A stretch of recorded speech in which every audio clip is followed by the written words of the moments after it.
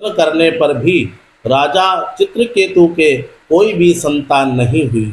जब वो संतान नहीं हुई तो उन्होंने तरह तरह के यज्ञ किए, जप किए, लेकिन जब संतान का मुख देखने को नहीं मिला तो भगवान श्री वासुदेव को अपने आप को समर्पण करने के लिए यज्ञ यज्ञ का अनुष्ठान किया।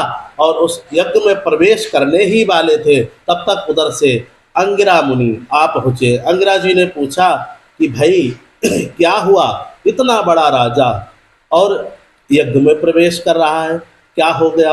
अपने प्राणों की आहुति देना चाहते हो? और संसार में जो है प्राण एक अमोल वस्तु है, मानव के प्राण अमोल वस्तु है, क्योंकि उससे स्वर्ग अपवर की निशानी का मार्ग है यह शरीर, और तुम इसको व्यथा ही गंवाना चाहते हो। उन्होंने कहा, हे मुनिराज, मुझे आप उपदेश ना दीजिए, क्योंकि जिसके शरीर में कहीं पीड़ा होती है उसको उपदेश नहीं सुहाता, भूखे को उपदेश नहीं सुहाता, प्यासे को उपदेश नहीं सुहाता। और मुझे जो है पुत्र की कामना से इतना मैं विचलित हो चुका हूँ, सब यज्ञ अनुष्ठान करके देख लिए, व्रत करके देख लिए, ऐसा कुछ नहीं हुआ।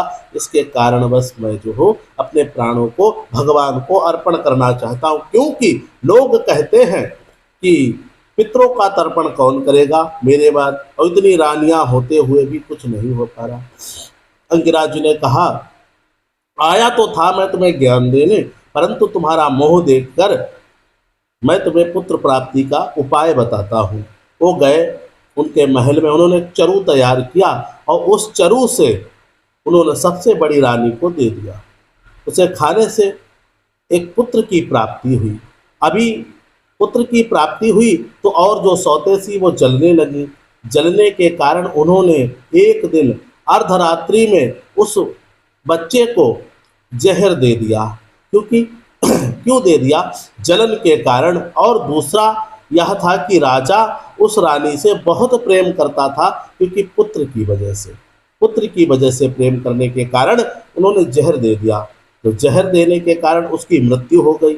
और मृत्यु के पश्चात जब राजा महल में दरबार में बैठे हुए थे, तभी मंत्रियों ने जाकर उन्हें बताया, और रानी की प्रताड़ना हुई आवाज़ को सुनकर राजा उठे और फिर गिरते फिरते चलते फिर गिर जाते, ऐसी अवस्था में वहाँ तक पहुँचे जहाँ पुत्र मृतदेह में पड़ा हुआ था। जब उन्होंने देखा तो वो ऐसे पैरों के पास ही लेट गए और हाय विधाता, ये दारुण पाप, ये दारुण दुख मुझे कैसे प्राप्त हो गया, मैंने क्या किया? इस प्रकार रोने लगे। इस प्रकार का रुदन सुन के, एक योगी राजा का रुदन सुन के सारी प्रजा दुखी हो गई, वो भी रोने लगी। और तत्पश्चात वहाँ पर अंगिरा मुनि ने आकाश मार्ग से जाते हुए देखा कि यह राजा पुत्र शोक में बहुत दुखी है। और देवऋषि नारद ने भी देखा तो दोनों लोग वहाँ आए, एक ब्राह्मण का वेश धारण किया और वहाँ पहुँचे। राजा चित्रकेतु से कहा कि भाई क्यों इतना दुखी हो, किसके लिए रोते? तो उन्होंने कहा, मेरा पुत्र है, बड़ी मुसीबतों से यह पुत्र की प्राप्ति हुई और यह मुझे छोड़कर चला गया, पता नहीं किसने क्या कर दिया जिससे इसकी मृत्यु हो गई, और मैं भी जीवित रहना नहीं चाहता। अंगिरा मुनि ने कान में कहा, हे राजन, मूर्ख राजा, चेतना से जागो। जिस चेतना के प्रभुत्व में होकर, माया के मोह में होकर पुत्र की कारण तुम रो रहे हो, वह पुत्र तो तुम्हारा था ही नहीं। जैसे बहुत से जल में रेत एक साथ जुड़ती है और फिर बिछड़ जाती है, इस प्रकार जो है मिलना बिछड़ना जीव का चलता ही रहता, कोई किसी का नहीं होता।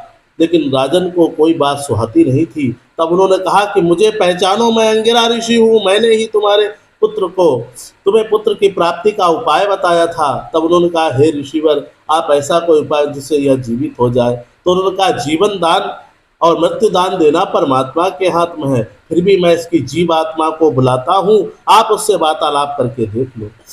उसकी जीवात्मा को मंत्रों द्वारा बुलाया और चित्रकेतु ने उससे कहा कि पुत्र। तब वो बोला, कौन पुत्र, किसका पुत्र? अंगिरा मुनि ने कहा, तुम्हारे माता पिता बहुत दुखी है, हे जीवात्मा, इस शरीर में प्रवेश कर जाओ। वो बोला कि किस जन्म में यहाँ मेरे माता पिता थे, मुझे नहीं पता, क्योंकि इस जन्म का तो मुझे नहीं, मैंने कई जन्म लिए हैं, कभी मैं पक्षी बना, पशु बना, किसी भी रूप में, यह मेरे माता पिता कब थे मुझे नहीं मालूम है। तो मैं कैसे जानूं यह मेरे माता पिता हैं? मैं तो हर जन्म को भोग कर आया हूँ। अब मैं इतने जन्मों से किसके माता पिता कैसे मैं पहचानूंगा? कोई किसी का कोई नहीं होता। यह मिलन और बिछड़न यह परमात्मा का खेल है। ये कह के वो जीवात्मा अदृश्य हो गई। तब अंगिरा जी ने कहा कि देखो कि तुम्हारा पुत्र कैसे अदृश्य हो गया, और वो तुम्हें पहचानता भी नहीं, तुम उसके लिए रो रहे हो। अरे तुम्हें जो था उस समय पुत्र मोह के कारण मुझे पुत्र देना पड़ा। तुम्हारे भाग्य में पुत्र नहीं था। तुम एक देव राजा हो। तुम जो है क्या करो, तपस्या करो, और तपस्या के बल पर तुम परमात्मा को प्राप्त करो। यह उम्र तुम्हारी परमात्मा के लिए रोने की है, पुत्र के लिए रोने की नहीं है।